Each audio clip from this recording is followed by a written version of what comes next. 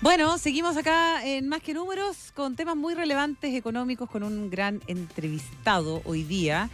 No solamente a propósito del desafío político que enfrenta nuestro país, sino que también en materia internacional, con un estudio además muy interesante que se llama Perspectivas, renovar el crecimiento en una nueva era geoeconómica. Nos acompaña el economista jefe de Banco Santander, Andrés Sansón, hoy día en el estudio. ¿Cómo estás, Andrés? Qué gusto saludarte. Hola, Andrés. Hola, Pato. Hola, Catalina. Muchas gracias por la invitación. Un gusto estar acá. Muchas gracias por acompañarnos. Bueno, una semana bien intensa, también en los bancos, me imagino yo, esperando estos resultados de las elecciones.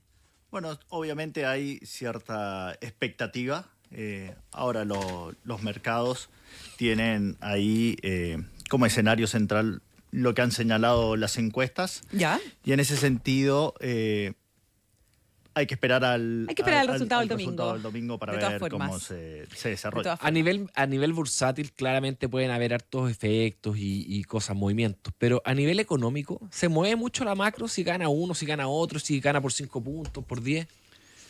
A ver, en Chile hay un consenso actualmente sobre cuáles son los ejes que necesita el país para poder crecer. Uh-huh. Ahí hay un gran consenso sobre, que es algo que no pasa en el mundo. Ya después podemos volver un poco. Yo vengo llegando de Madrid, donde se presentó este informe sobre la urgencia de crecer. Sí. Y es un informe global, o sea que esto es un desafío global. Y en Chile la buena noticia es que existe un consenso sobre cuáles son las prioridades que necesitamos para crecer. Está nuevamente sobre la mesa la discusión sobre que crecer es importante. Sí, esto es algo que no estuvo necesariamente... Muy importante. Bueno, está muy presente además en el estudio que ustedes vienen a presentar. Exacto. En segundo lugar, la sostenibilidad fiscal. Esto es un tema que para la ciudadanía era bastante lejano. O sea, ¿qué es la sostenibilidad fiscal? Y ahora la ciudadanía exige también que el gasto por los impuestos que uno paga se utilicen de la mejor manera. En tercer lugar, se reconoce que los permisos son una traba al crecimiento. Y en cuarto lugar, todo lo que tiene que ver con minería, minerales críticos, turismos, agros, es un vector de crecimiento que hay bastante consenso que hay que seguir impulsando. Uh-huh. Por lo tanto, yendo al tema de las elecciones, aquellos candidatos que junto al Congreso, porque al final acá se necesita el apoyo del Congreso, puedan instrumentar acciones vinculadas a cómo aumentar el crecimiento potencial es lo más importante y alejarnos de el populismo económico más vinculado a retiro de fondos previsionales, ayudas masivas a la población, ese tipo de cosas. Perfecto. Andrés, bueno, este estudio, Perspectivas, renovar el crecimiento de una nueva era geoeconómica, habla de proyecciones de crecimiento que mejoran, de una inflación que se encamina hacia la meta del 3%, pero también se refieren al tema del anuncio fiscal. Cuéntanos, primero, ¿cuáles son los motores principales detrás de esta mejora de expectativas de nuestra economía? Dale. Quizá primero mencionar que este informe económico global del Banco Santander ya de por sí es un hito, porque reúne por primera vez la visión conjunta de los distintos equipos económicos del grupo, que es el primer informe que se hace. Es una mirada más amplia. Y por lo tanto reconoce la visión de los distintos equipos económicos para América Latina, Estados Unidos y Europa. Perfecto. Y permite, obviamente, para el caso de Chile, poner en perspectivas los desafíos que enfrentamos. Entonces, déjame hablar del informe por el lado de los temas estructurales y más cíclicos, porque estamos viendo temas estructurales bien importantes. Los últimos años hemos estado marcados por mucha incertidumbre y volatilidad, pero bajo esa superficie estamos viendo transformaciones bien profundas que pasan un poco desapercibidas. Uh-huh. Estamos pasando de lo que es una hiperglobalización a más autonomías estratégicas. No queda claro cuándo fue el gatillante de esto, pero tenemos obviamente el mayor protagonismo de China, la pandemia, la invasión de Rusia a Ucrania. Y las tarifas. Y las tarifas, que es un síntoma o una reacción a todo este fenómeno global. Y abajo de eso, además, se le suma la triple transición, que es el tema demográfico, que después lo podemos conversar un poco en Chile, pero es algo súper importante que un poco no está en la discusión a raíz de las elecciones, política tampoco. El tema del cambio climático y todo lo que va a implicar en inversiones, etcétera, y la revolución tecnológica. O sea, estamos a puertas de la inteligencia artificial y todos los impactos que pueda tener. Estos son entonces los factores más estructurales que ustedes incorporan a al modelo, digamos, a la discusión de crecimiento. Sí, exactamente. Hacemos una descripción de cuáles podrían ser los impactos. También tenemos capítulos especiales donde se aborda cuáles son las políticas que un poco los estados tienen que impulsar para poder sacar provecho de esto. O sea, la inteligencia artificial va a ser un gran motor de crecimiento, puede impulsar la productividad. La productividad ha estado estancada en el mundo hace mucho tiempo. ¿En el mundo? En el mundo se ha ido desacelerando. Porque en Chile decimos, está pegada En Chile hace 15 está años, estancado. pero en Estados Unidos ha aportado crecimiento a la productividad. Ha estado disminuyendo, Ok. todavía no está estancada, pero ha estado desacelerándose en Estados Unidos, pero el mundo en general se ha desacelerado de forma importante. Europa está algo más estancada. Es un desafío global. Ok. Chile, si se quiere, fue un poco más rápido que otras economías, pero para poder aprovechar la inteligencia artificial hay que tomar medidas. Necesitamos mercados laborales más flexibles, recapacitar y dar nuevas herramientas a los hogares, porque va a haber una transformación de trabajos, y además hay que hacer mucha inversión en infraestructura digital. Ujú. Vamos por uno de esos temas, la reglobalización, ya, la reorganización. ¿Cómo ven que se están moviendo las piezas y cómo piensan que eso va a afectar el crecimiento mundial? Bueno, la fragmentación actual obviamente nos puede llevar a un equilibrio más ineficiente. De acuerdo a un estudio del Fondo Monetario Internacional, de mantenerse la fragmentación o profundizarse la fragmentación mundial, podríamos perder hasta 7% del PIB mundial en el largo plazo. O sea, un efecto bien significativo. ¿Cuáles son los mecanismos que nosotros creemos que pueden ayudar a reglobalizar? Por un lado, fortalecer el multilateralismo. Es la palabra muy muy difícil para pronunciar en la radio. Tan difícil como el concepto en sí mismo, digamos. Sí. Y la gobernanza global, impulsar lo que es la regulación inteligente y simple, o sea, este tema de los permisos, regulación que vemos en Chile. Nosotros ya tenemos un buen diagnóstico de esto y que se necesita, pero el mundo está siendo una traba también para este tipo de políticas.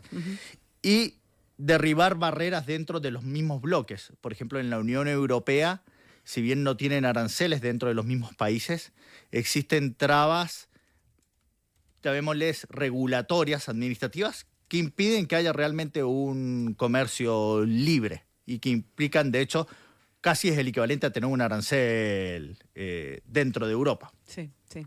Andrés, estamos con Andrés Sansón, economista jefe de Banco Santander, revisando este análisis, este estudio de perspectivas globales que incluye no solamente la mirada local, sino que también la mirada internacional de los analistas de Santander. Y te quería preguntar respecto de los mercados. En este informe, de hecho, se detalla que los mercados globales hoy día reflejan un escenario bien particular que está en récord. Habitualmente los activos de refugio, como es el caso del oro, y también las bolsas. ¿Cómo se explica esa dicotomía? Sí, el mercado ilustra un poco estas luces y sombras. Por un lado tenemos mercados accionarios que han estado creciendo de forma bien significativa, ya lo vemos en Chile, pero Chile también es parte de un fenómeno global. América Latina también ha aumentado significativamente, Estados Unidos también, y esto está vinculado a las expectativas que se le está poniendo a el crecimiento mundial, la inversión de la mano del impacto que puede tener la inteligencia artificial. Pero por otro lado, hay riesgos.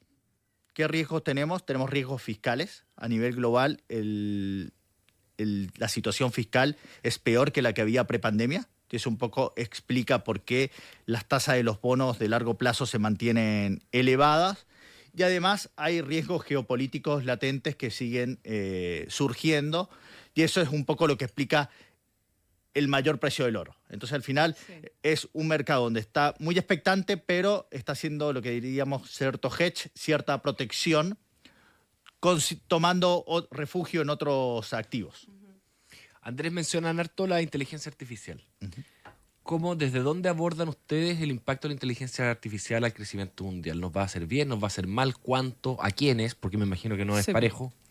Sí, como tecnología, la inteligencia artificial eleva la eficiencia mediante dos canales. Por un lado, permite automatizar procesos, pero por otro lado también permite complementar de mejor manera el trabajo máquina.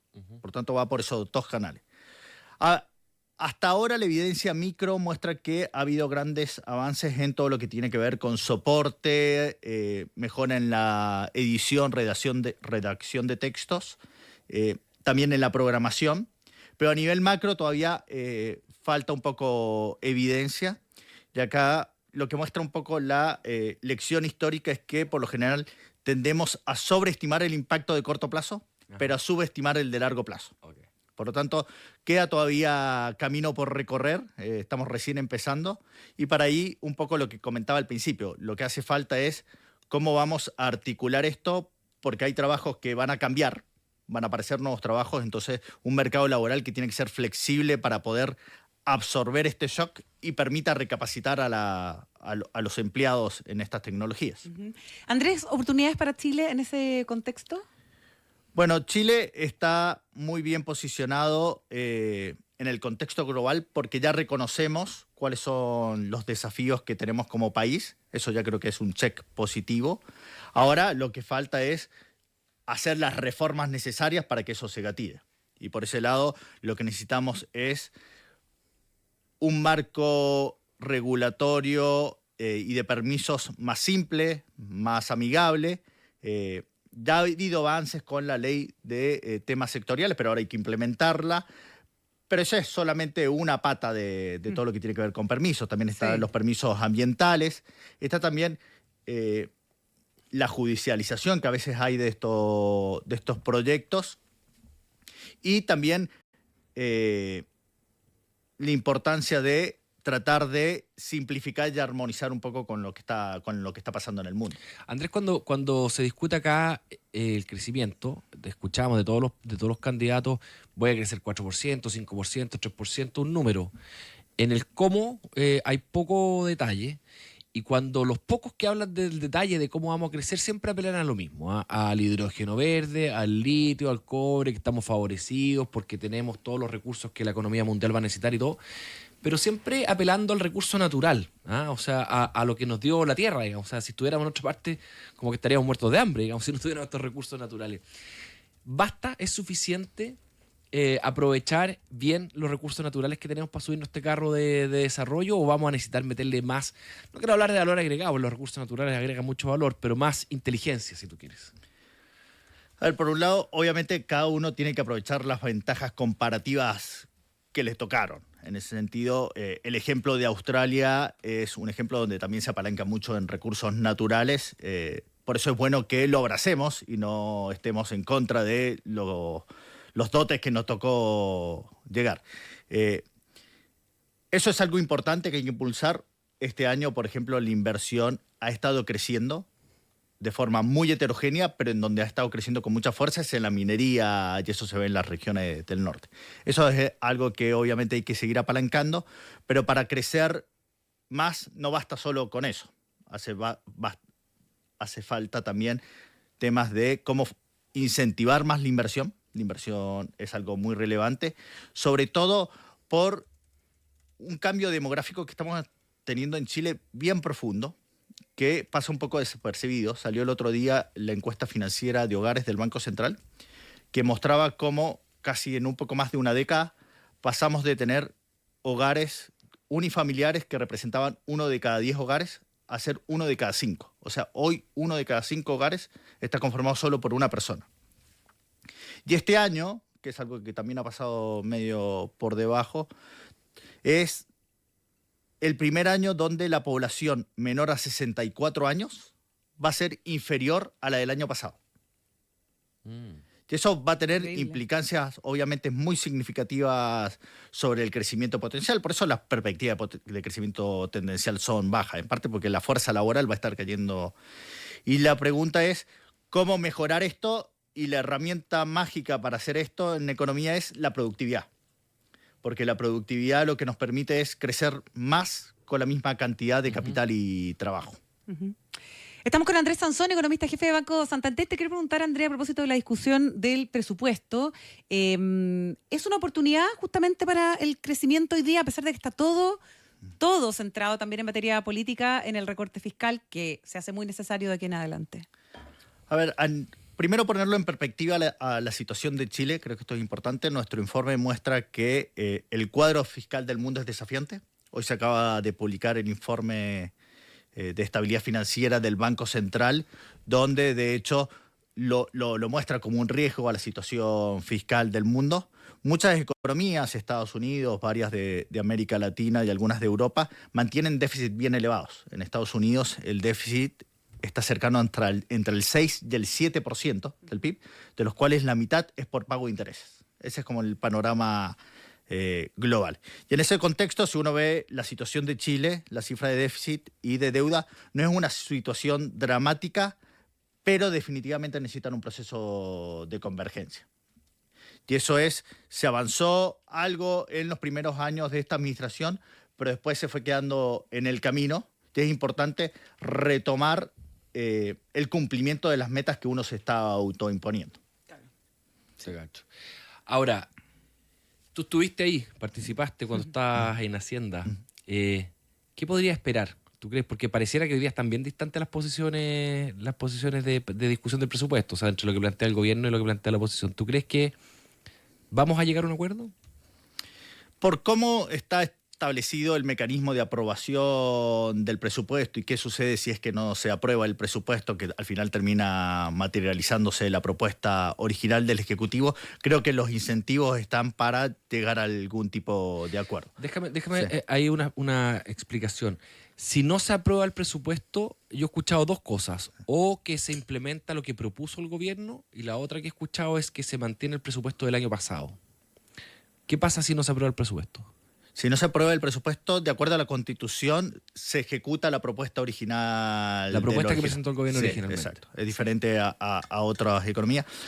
Ahora, yo creo que algo más importante de el diseño que estamos teniendo en la regla fiscal, y es algo que eventualmente se va a tener que abordar, es que las metas fiscales estaban diseñadas originalmente para cumplirse ex post. ¿Qué significa esto? Supongamos, vamos a un hogar para que quede más claro. Si yo había hecho una propuesta de consumo de calorías en el día y después durante la mañana terminé comiendo una dona o una factura de más, después me termino corrigiendo durante la tarde. Esa es como la propuesta original de la regla, un ex post. Acá se está usando solo ex ante, pero después cuando los ingresos sorprenden, cuando hay algún gasto adicional, lo que termina pasando es que hacemos algún ajuste chico en el gasto, pero después decimos, bueno, hasta acá puedo llegar porque la ley no me permite gastar menos. Yo creo que eso es algo que eventualmente va a haber que abordar. Obviamente el Congreso tiene que estar involucrado porque involucra leyes, pero ese es el objetivo original de la regla, que si uno se está pasando o los ingresos están viniendo menores que lo que se debería, exista la posibilidad de hacer los ajustes necesarios para poder cumplir con los compromisos que uno se autoimpuso. Perfecto, muy bien. Andrés Sansón, muchas gracias por haber estado hoy día con nosotros, economista jefe de Banco Santander, con la presentación de este estudio. Además, una semana muy entretenida, hay que decirlo, en materia de cobertura y de contingencia económica. Bueno, muchas gracias. Muchas gracias a ti, Andrés. Andrés. Buen día. A tu disposición, aquí estamos, son las 9 de la mañana con 33 minutos.